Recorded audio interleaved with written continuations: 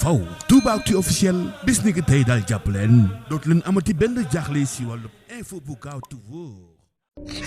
li wolof naan bañ duree jàmm yàlla xam na ni moo ma dal wala sëñ bi candidat la Mouhamed Ben Diop yaakaar naa la tudd moom dafa yóbbu woon ay parrainage am conseil constitutionnel ñu saytu ko ne ko yow ñi la parrainé am na ñoo xam ne nekkuñ ci liste électorale bi maanaam nekkuñ ci fichier bi daal léegi muy saytu ñooñu nga xam ne ñoom ñoo ko parrainé woon te bokkuñ ci fichier électoral bi mu leen di saytu par gis ci boppam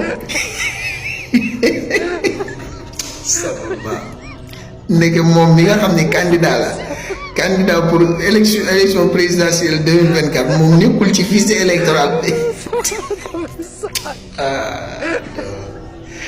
na li xorobu la mosuñoo am gouvernement bu mel nii état boo xamante ni état bu bari caaxaan bari farce yow candidat nekkul ci fichier électoral bi. waaw man moom maay candidat Mouhamed Ben Diop de la grande coalition Pass bi ñu déposé suñu ay parrainage sur processus bi yëpp malheureusement bi ñu amee ay rejet ñu ne ñu ay am na ay parrain yoo xam ne nekkuñu ci fichier bi ñu vérifié dama ci gis sama dëkk. yow nekkoo ci fichier bi. nee nañ new ma ci fichier en tant que candidat en tant que candidat alors que 2022 laa mujjee voté. yàlla dogal li ma koy waxee musuma am benn condamnation maa ngi ci sant yàlla xaw ma benn jafe-jafe ak justice donc xaw ma lan mooy justifier à ce que ñu war ma mën a génne dem nañ sax ba ñu waxee ne site Sénat bi mun nga dem vérifier ba xam yaa ngi ci ñu defaat vérification bi même fichier boobu ñu ne nekkul en jour non.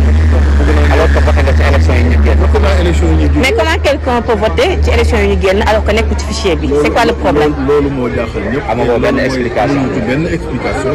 donc fi may waxee yow nii sama mandataire mu ngi ci biir pour déposer recours bi nga xam ne moom la ñu annoncé woon ne dinañ ko def donc.